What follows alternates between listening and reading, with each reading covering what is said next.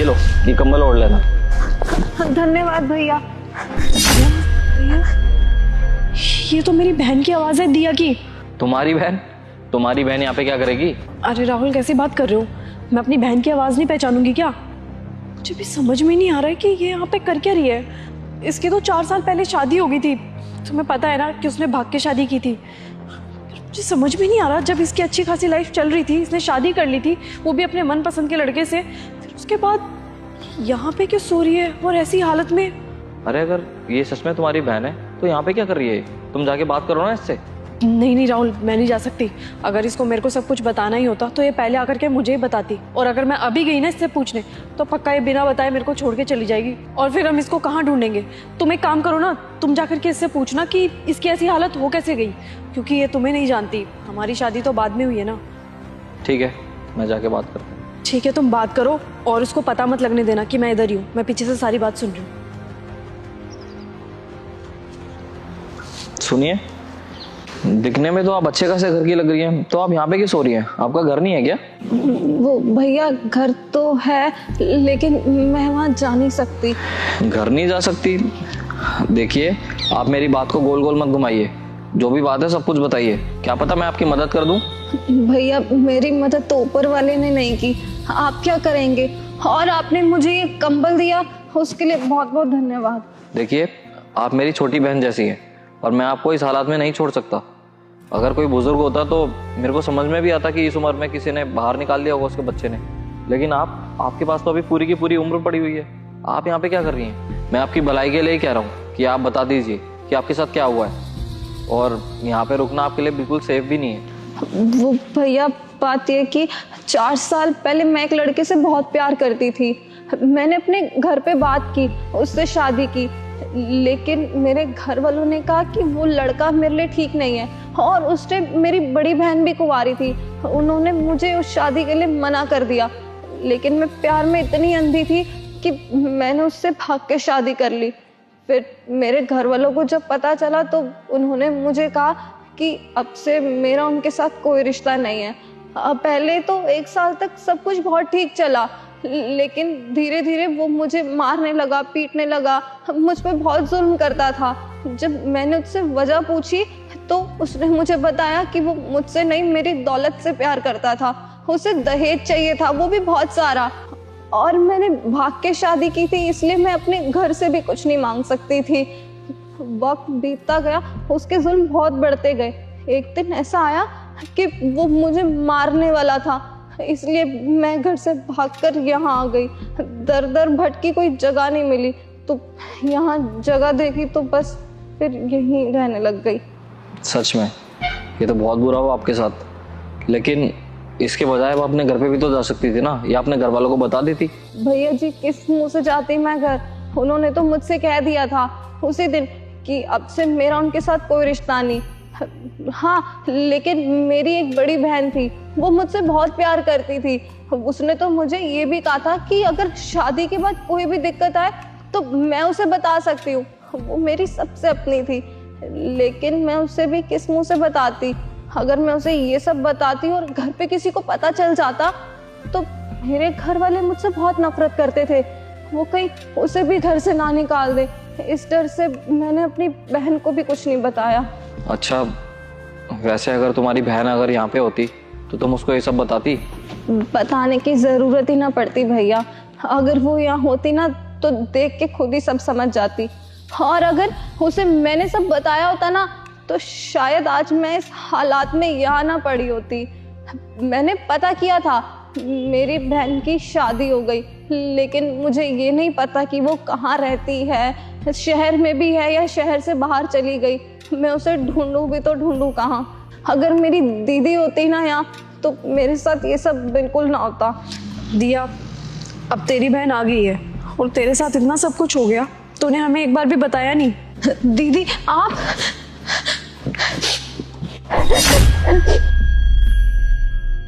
दीदी प्लीज मुझे माफ कर दीजिए, मुझसे बहुत बड़ी गलती हो गई। मुझे सब भाग के शादी नहीं करनी चाहिए थी, वो फैसला मेरी जिंदगी का सबसे गलत फैसला था। सॉरी दीदी। ऐसा मत बोल दिया, तेरे को सॉरी कहने की कोई ज़रूरत नहीं है। वो लड़का ऐसा निकल गया तो इसमें तेरी क्या गलती है? पर मुझे एक बात समझ में नहीं आई दिया, तेरे साथ इतना सब कुछ हो गया, तू एक बार भी घर नहीं आई ये बताने। तो घर छोड़, तूने एक बार भी मुझे नहीं बताया। तुझे ये तो पता था ना कि मैं तेरा हर सिचुएशन में साथ दूंगी, उसके बाद भी तूने मुझे एक बार भी नहीं बताया। कैसे बताती दी? मुझे कहीं से पता चला कि आपकी शादी हो गई, और मैं आपको ढूंढती भी तो कहाँ ढूंढती इस बड़े शहर में। मुझे तो ये भी नहीं पता था कि आपकी शादी इसी शहर में हुई है या फिर बाहर हुई है। फिर इसलिए मुझे जो ठीक लगा मैंने उस वक्त वो किया।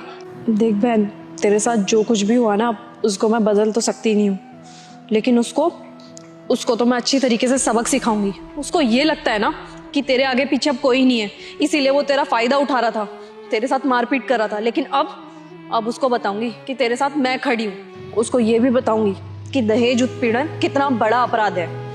तेरे को उस घर में जगह नहीं मिली तो क्या हुआ, तू मेरे साथ रहेगी, अपनी बहन के साथ। राहुल, हम इसको अपने साथ अपने घर ले चलें।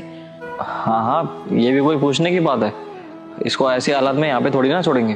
तुम हमारे साथ चलो हमारे घर, और आज के बाद तुम वहीं रहोगी, क्योंकि तुम इसकी ही नहीं, आज से तुम मेरी भी बहन हो।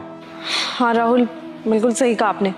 चलो दिया हमारे साथ हमारे घर, मैं तुम्हें यहाँ पे तो बिल्कुल भी नहीं रहने दूंगी। चलो।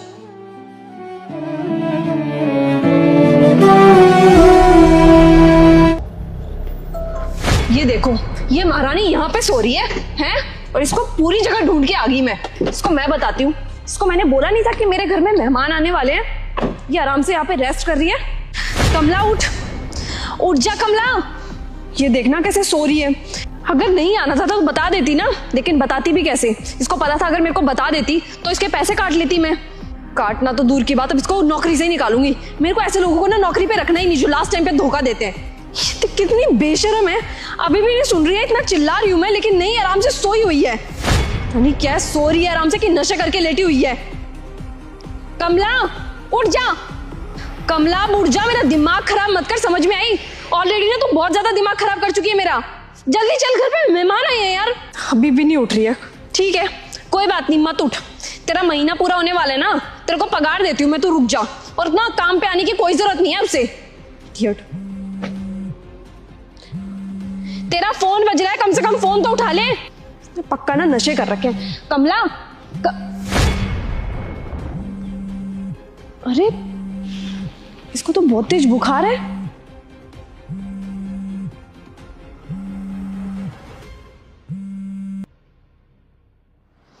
हेलो, अरे कहाँ हो तुम? तुमको बोले थे ना हम जल्दी आ जाना घर पे, काम निपटा के, अभी तक तुम नहीं आई हो। बताओ, यहाँ पे इतना तबीयत खराब है, तुमको मना किया था कि मत जाओ वहाँ पर, दवाई भी नहीं ली हो और बुखार में काम पे भी चली गई हो। ये कोई बात होता है क्या? बताओ तो। देख लो, आधा घंटा का समय है, आ जाओ, अभी तो बोल रहे हैं चलेंगे डिस्पेंसरी, दिलवा देंगे दवाई वहाँ पर। सुन रही हो कि नहीं सुन रही हो? जल्दी आओ। बोलती है बंद हो गया है इसका तो बस। एक तो 10 बार बोले हैं कि कंबल उम्बल कुछ ले लो, मांग लो मालकिन से। अरे मालकिन बहुत अच्छी है तुम्हारी, दे देगी कंबल उम्बल, लेकिन नहीं, पता नहीं कौन सा खुददारी में रहती हो, मांगती ही नहीं हो मालकिन से। अरे बोलोगी तो देगी नहीं क्या? मालकिन भी तो इंसाने हैं ना, उनको पता होगा कि तुमको ठंडा उंडा लगता है, ठंडा के कारण तुमको बुखार चढ़ गया है। ये कोई बात है? जल्दी आओ घर पे, बोल रहे हैं, वरना हम आ जाएंगे तुमको लेने। रखो, रखते हैं। इसकी तबीयत खराब है काफी दिनों से, इसने मेरे को बताया भी नहीं।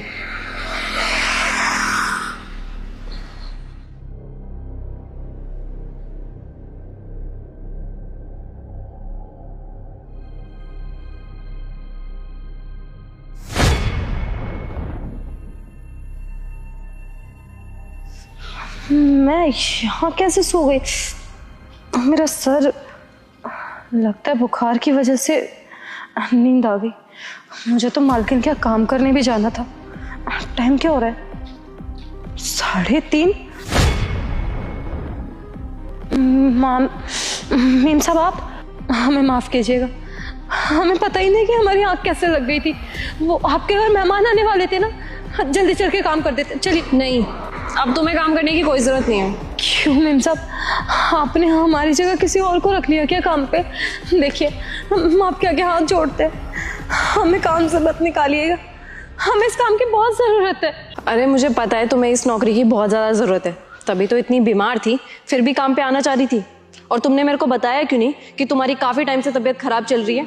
मेम साहब वो हमने इसलिए नहीं बताया क्योंकि हमें लगा आप हमें नौकरी से निकाल दोगी, लेकिन आपको ये सब कैसे पता कि हमारी तबीयत खराब है? वो क्या है ना, जब तुम यहाँ पे सो रही थी तब एक बार पहले भी मैं आई थी यहाँ पे और मैंने तुम्हें तब बहुत उठाने की कोशिश की, लेकिन तब तुम उठी ही नहीं और तुम्हारा फ़ोन कंटिन्यू बज रहा था। और फिर जब मैंने तुम्हें छुआ तब मुझे पता चला कि तुम्हें कितना तेज बुखार है, और जब तुम नहीं उठी तब मैंने ही तुम्हारा फ़ोन उठा लिया और तब तुम्हारे पति ने बताया कि तुम कितने परेशानी में हो। और एक बात बताओ कमला मुझे, मैंने तुम्हें कब पैसों के लिए मना किया? तुम आगे से जब भी पैसे मांगते हो तो मैं देती नहीं हूँ। तुम्हारे पति कह रहे थे कि तुम पैसे मांगने में हिचकिचा रही हो मुझसे। हमने उन्हें मना किया था कि मेम साहब को कुछ ना बताए और ना ही मालकिन से कुछ मांगे। अरे उन्होंने मेरे को कुछ नहीं बताया, वो सोच रहे थे कि फ़ोन में तुम उससे बात कर रही हो, तभी उसने सारी बातें बताई है। कमला मेरी बात ध्यान से सुनो, तुम हमारे यहाँ काम करती हो तो परेशानी भी हमें ही बताओगी ना, कोई तीसरा तो तुम्हारी मदद करने नहीं आएगा। तुम एक सेकंड रुको, मैं भी आती हूँ।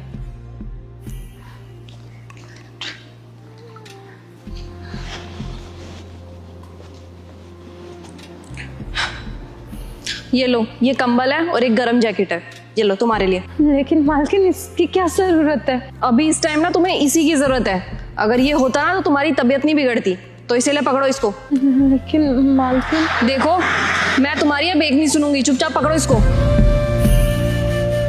और ये कुछ पैसे हैं, तुम्हारी तनख्वाह का भी टाइम हो रहा था ना, 8,000 तुम्हारी तनख्वाह के हैं और 10,000 रुपए एक्स्ट्रा है। एक काम करना, अपने लिए दवाइयाँ ले लेना और बच्चों के लिए गर्म कपड़े भी ले लेना, कुछ अपने लिए भी ले लेना, और जरूरत हो तो मेरे को जरूर बता देना। पकड़ो इसे। मेम साहब हमें फालतू पैसे नहीं चाहिए, क्या फायदा अगले महीने कटेंगे तो दिक्कत हो जाएगी। अच्छा, तुमसे कहा क्या मैंने कि मैं तुम्हारी सैलरी में से पैसे काटने वाली हूँ? पकड़ो इसको। बहुत बहुत धन्यवाद मेम साहब आपका। हमें तो डर लग रहा था कि अगर आपको हमने बताया तो आप हमें नौकरी से निकाल देंगे, हमें नहीं पता था कि आप इतने नेक दिल इंसान हैं। और हाँ, आज के बाद अब से किसी भी चीज़ की जरूरत हो ना तो मेरे को जरूर बताना, ठीक है? अब एक काम करो, घर जाओ और रेस्ट करना, और हाँ जब तक तबीयत ठीक नहीं हो जाती ना घर पर रेस्ट ही करना, काम पे आने की जरूरत नहीं है। या एक काम करती हूँ, तुम मेरे साथ ही चल लो, मैं तुम्हारे घर छोड़ दूंगी तुम्हें। नहीं नहीं मेम साहब, आप पहले ही हमारे लिए बहुत कर चुके हैं, पास में ही घर, हम चले जाएंगे। पक्का चली जाओगी ना? जी ठीक है, अपना ख्याल रखना।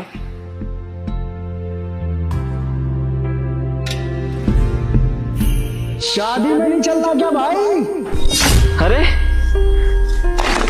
सूरज, तू? हाँ हाँ भाई, अब शादी में बुलाए तो क्यों नहीं जाएंगे, जरूर जाएंगे। अरे सुनिए, ऐसे शादी में जाइएगा? ये कपड़े लत्ते देखना अपना कितने गंदे हो रहे हैं, उनको मना कर दीजिए, ऐसे शादी में नहीं जाओगे आप। हाँ हाँ हमें भी पता है, ऐसे कपड़े में थोड़ी ना हम जाएंगे शादी में। आप मुंह पर तो मना कर नहीं सकते ना, रुको हम कुछ करते हैं। हाँ सूरज, भाई तू एक काम कर, तू पहुंच, हम 1-2 घंटे में आते हैं, ठीक है?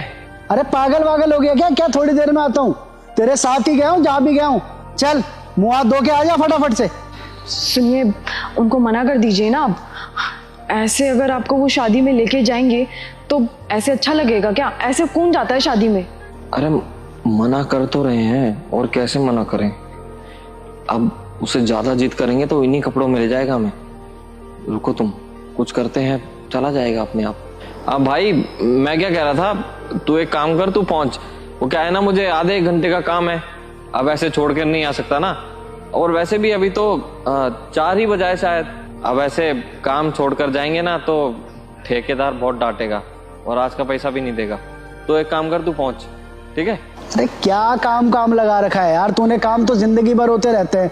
और एक बात बता, तेरे बगैर मैं आज तक कहीं पर भी गया हूँ? जब चला जाऊंगा मुझे नहीं पता। एक काम कर, 1-2 घंटा टाइम लग रहा है तो लगा ले, लेकिन चलूंगा तो मैं तेरे साथ ही। अरे यार तू भी ना बच्चों की तरह जिद कर रहा है, पता नहीं क्या। सुनिए, अगर आपसे मना नहीं होता ना इनको तो हम मना कर देते हैं, सीधा सीधा मना कर दीजिए, नहीं तो शादी में जाएंगे शादी में जाएंगे, सीधा मना कर देंगे ना तो चुपचाप चला भी जाएगा, ऐसे तो बोलता रहेगा आपको। अरे तुम कुछ मत बोलो, हम बात करके आते हैं, बात मत बिगाड़ो। रुको अभी आए, आता हूँ भाई, 1 सेकंड रुक। कैसा है भाई? बढ़िया बढ़िया भाई। भाभी क्या कह रही थी? अरे कुछ नहीं, वो तो बस बोलती रहती है। मैं कह रहा था भाई, तू मुझे ले जाने की इतनी जिद क्यों कर रहा है? तू अकेला चला जाना, मैं 1-2 घंटे बाद आ जाऊंगा। वो क्या है ना, अगर अभी काम खत्म नहीं किया ना तो ठेकेदार आज की दिहाड़ी नहीं देगा। मैं तुझे बहुत देर से देख रहा हूँ, जब भी मैं तेरे से कहीं जाने के लिए बोल रहा हूँ तू मना कर देता है। भाई ऐसी भी क्या दिक्कत है, बताएगा तभी तो पता चलेगा ना। बता क्या हुआ। यार कैसे बताऊं तुझे, थोड़ा सा मजबूर हूँ बस, इसलिए नहीं आना चाहता तेरे साथ। भाई बिना बोले भगवान तो हूँ नहीं जो तेरी मजबूरी समझ जाऊंगा। अब तुझे बतानी तो पड़ेगी ना, ऐसी भी क्या मजबूरी है, बता। यार वो क्या है ना, वो शादी का कार्ड देखा था तूने? वो शादी का कार्ड ही इतना ज्यादा महंगा था, उसके अंदर तरह तरह के बादाम, काजू, पिस्ता, पता नहीं क्या क्या था, चांदी का सिक्का भी था। अब इतना महंगा तो शादी का कार्ड है, अब सोच शादी कितना महंगा होगा, वहाँ पे कितना बड़ा बड़ा लोग आएगा, कितनी बड़ी बड़ी गाड़ी में, और वहाँ पे हम इस हालत में जाएंगे तो अच्छा थोड़ी ना लगेगा। अपनी तो बेइज्जती करवाएंगे ही और साथ में तेरी भी बेइज्जती करवा देंगे। तो इसलिए मैं तुझे कह रहा हूँ तू चला जा। हमें तो लग रहा है ना इनके दोस्त इनको शादी में ऐसे ही लेके जाएंगे। मुझे ही मना करके आना पड़ेगा, ऐसे तो इनकी बेइज्जती हो जाएगी शादी में। सुनिए भैया, ये कहीं भी नहीं जाएंगे। अब आप खुद देखिए ना इनके कपड़े लत्ते कैसे हैं, सारा मिट्टी में खराब हो रखे हैं, और इस हालत में आप इनको शादी में ले जाइएगा। अरे सब बेइज्जती करेंगे इनकी। हम गरीब हैं तो कोई भी हमारा मजाक बनाएगा क्या? अरे क्या फालतू बकवास कर रही हो, पागल हो क्या तुम? तुम्हें किसने बोला इधर आने को? हमारे बचपन का दोस्त है वो, हम बात कर रहे हैं ना। गरीब वाली पता नहीं क्या क्या बोले जा रही हो, तुम जाओ। अरे चुप रहिए आप, आपको बात करना आता है कि नहीं आता है? हम वहां पे आपको बोले ना कि सीधा सीधा मना कर दीजिए, लेकिन आप बात को घुमाए जा रहे हैं, घुमाए जा रहे हैं। और आप खुद को देखिए, आपने इतना अच्छा कपड़ा लत्ता पहन रखा है, और इनको देखिए, आपके साथ जाएंगे ना तो आपके ड्राइवर लगेंगे आप भिखारी। दोस्त कोई नहीं समझेगा इन्हें। भाभी जी, आपको क्या लगता है कि मैं अपने दोस्त को इस हालत में शादी में लेके जाऊंगा? ऐसा कुछ भी नहीं है। दरअसल जिस तरीके से मैं तैयार होकर आया हूँ ना, ठीक उसी तरीके से अपने दोस्त को तैयार करवा कर लेकर जाऊंगा मैं। कुछ लाया हूँ मैं इसके लिए। ऐसा क्या लेकर आया तू मेरे लिए? रुक जाता हूँ।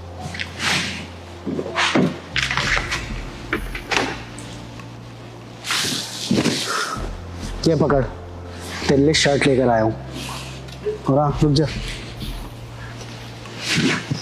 ये ले, नीला कलर बहुत पसंद है ना तुझे, पकड़। अरे तू पागल है क्या? अरे इतना खर्चा करने की क्या जरूरत है? और तू मेरे लिए स्पेशल ये कपड़े खरीद के लेके आया है?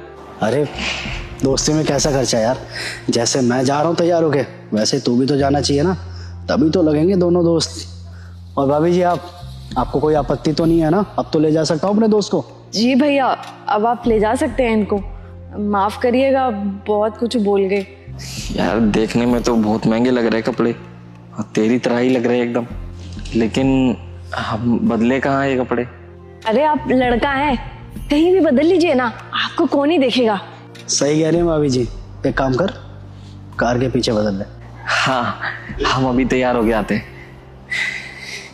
हमें माफ करिएगा भैया, हमें नहीं पता था कि इतने बड़े आदमी हमारे इनके दोस्त कैसे हो सकते हैं, लेकिन अब सारी गलतफहमी दूर हो गई। भाभी जी, क्या है ना, बचपन का दोस्त है मेरा, कहीं भी गया हूँ हमेशा साथ में ही गया हूँ। और तो और जब भी कोई मुसीबत होती है ना, हमेशा मेरे साथ खड़ा रहता है ये। और सेम मैं भी, जब भी इसे कोई मुसीबत होती है तो मैं इसके साथ खड़ा रहता हूँ। दरअसल क्या है ना कि इसके बगैर आज तक मैं कहीं भी नहीं गया हूँ, और कभी ऐसा मौका भी पड़े कि जाना पड़ जाए तो बोर हो जाता हूँ, मैं जा ही नहीं पाता, या फिर जाता हूँ तो जल्दी भाग आता हूँ। बस इसीलिए उसे यहाँ तक लेने आ गया मैं, उसके काम पर। बाकी अगर कोई गलती हुई है तो माफ़ी चाहूँगा। कैसे लग रहे हैं हम? अरे वाह, बड़े सुंदर लग रहे हैं, हीरो लग रहे हैं, हीरो। हाँ भाई, भाभी बिल्कुल ठीक कह रही है, तू तो मुझसे भी ज़्यादा सुंदर लग रहा है। क्यों भाभी जी, ले जाऊँ? अब तो कोई दिक्कत नहीं है आपको? हाँ भैया, ले जाइए इनको, अब हमें कोई दिक्कत नहीं है। लेकिन हमें दिक्कत है। अब क्या दिक्कत हो गई तुझे?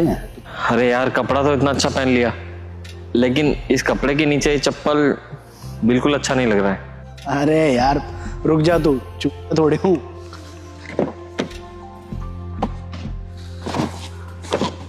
जहाँ ये कपड़े लेकर आया हूँ वहाँ जूते भी तो लाया हूँ ना अपने दोस्त के लिए। ले पकड़। वाह, लेकिन यहाँ बहुत मिट्टी उड़ रहा है, यहाँ तो पैर गंदा हो जाएगा। अरे गाड़ी में ही पहन लियो ना चलते हुए। हाँ, एक काम करते हैं, हम जाते हैं, ठीक है? अपना ख्याल रखना तुम। हाँ बाय। बाय। ठीक है भाभी जी, नमस्ते। नमस्ते।